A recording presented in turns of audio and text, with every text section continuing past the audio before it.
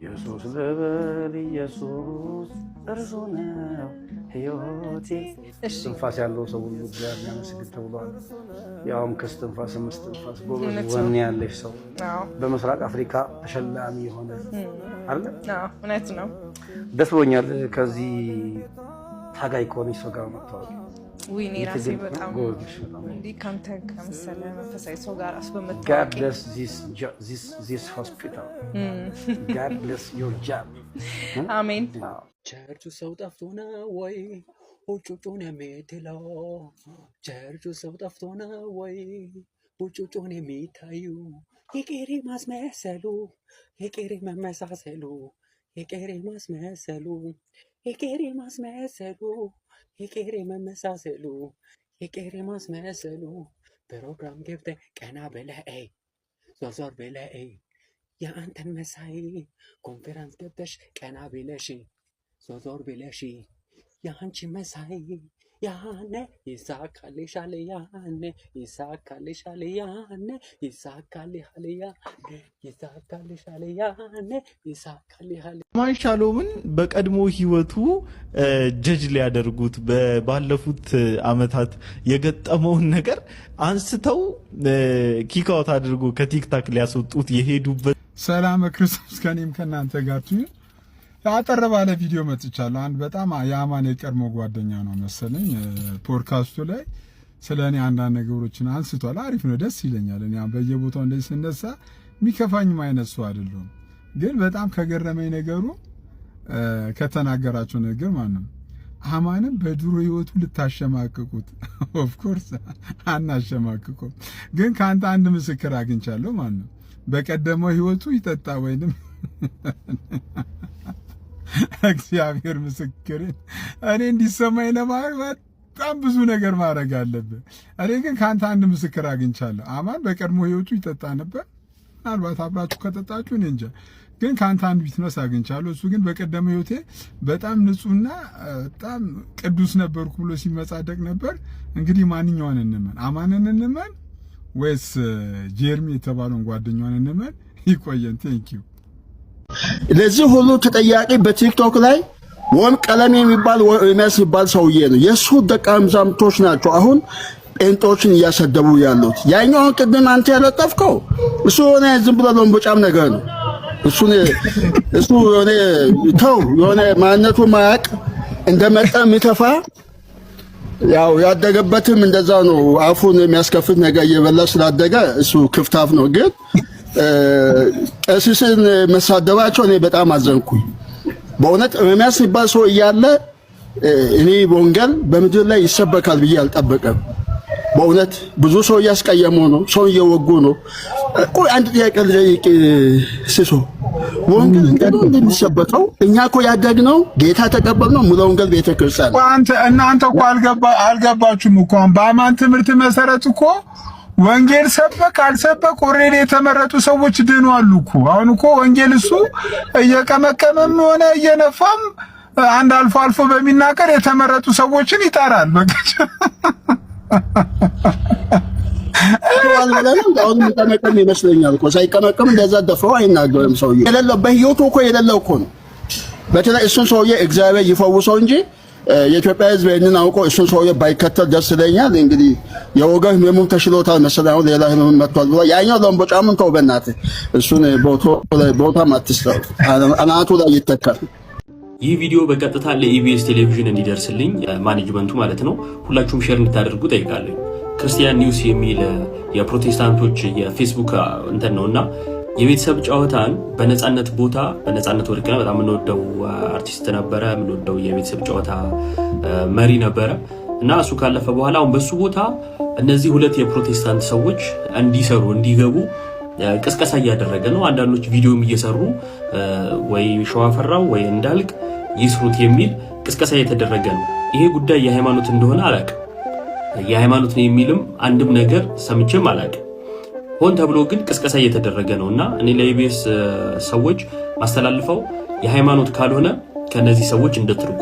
አንደኛ ለምን ሲባል የመጀመሪያው እነዚህ ሰዎች በቀጥታ ሰፊ ቁጥር ያላት የኦርቶዶክስ ተዋህዶ ቤተክርስቲያንን ክብር የሚነካ ነገር ሲያደርጉ ነበር። ከዚህ በፊት በኢቢኤስ በሰይፉ ፋንታውን ላይ ቀርቦ ይኛው ሰው ማለት ነው ይቅርታ እስከመጠየቅ ደርሷል። ኦርቶዶክሳውያንን የሚያስከፋ ንግግር ሲናገር ነበረ።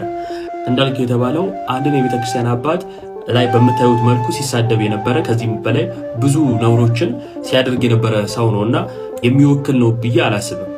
አይ ለኦርቶዶክሳውያን ቦታ የለንም እስካላለ ድረስ ማለት ነው የቴሌቪዥን ጣቢያው ከእንደዚህ አይነት የሃይማኖት ዘረኞች እንድትርቁ ማሳሰብ ፈልጋለሁ።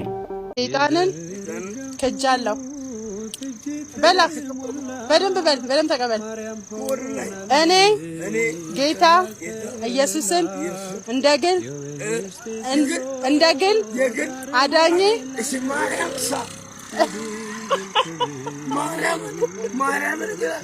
እኔ ምንም በል በቃ አንተ ጌታ ኢየሱስን ተቀበል። እኔ ማርያምን ማሰብ ከሷ የተወለደውን ማሰብ ነው። ከሷ የተወለደው ማሰብ የላከው አባቱን ማሰብ ነው። አባቱን ማሰብ ሕይወቱ መንፈስ ቅዱስን ማሰብ ነው ይልና እንግዲያውማ ማርያምን ማሰብ ሥላሴን ማሰብ ነው።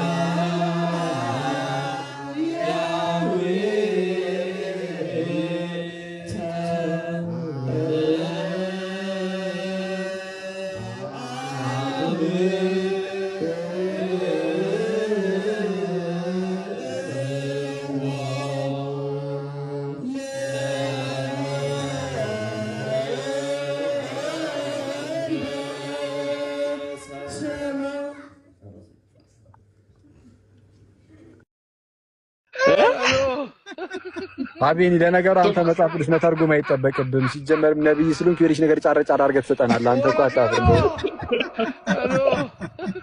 አንተ ጌታ ይመስገን ከአቤኒ ጋር በጣም ጸዴ ግንኙነት ነበር ያለው እና በቃ እኔ የምርም ይሄ ሰው እንደው ነብይ ነው የሚሆነው ምናምን ብዬ ገመትኩ። የሆነ ሰዓት ላይ አኬ ቁጥር ላክልኝ ሲለኝ አይ አልኩኝ በቃ ነብይ አይደለም። ምን እኔ አናውቅም እንደ ነቢያትን ስልክ ቁጥር እንደጉኝ የሚናገሩት ኧረ እባክህ እና ስልክ ቁጥር ሳትናገር ነብይ ነኝ። ኧረ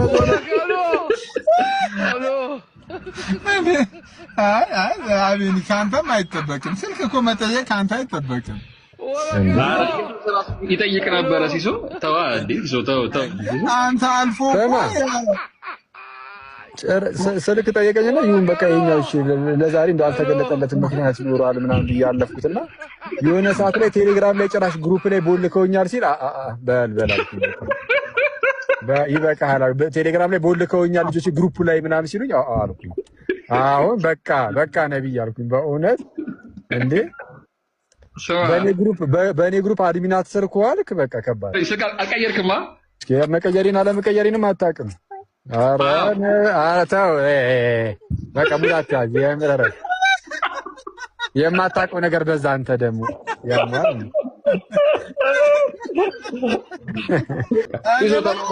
ለምን ቡክ ላይ ጸሎት ያደርግበት ማግልቻ ሲሶ ጌታ ይገስጽ።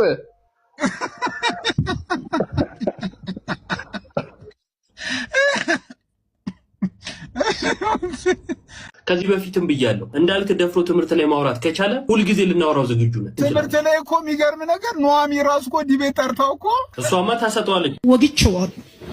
እንዳልካቸው ዘነበ ዛሬ አንድ ጥሪ ያቀርብልሃለሁ። ኦርቶዶክስ ቤተክርስቲያን ኢየሱስን አታመልክም ያልክበትን ምክንያት ማስረዳት ከቻልክ እሱም ፕሩቭ ማድረግ ከቻልክ ለኔ ጥሪ ያቀርብልሃለሁ። እኔ ዲቤት አይመችኝ። እኔ ኢየሱስ ያድናል ላይ ነኝ።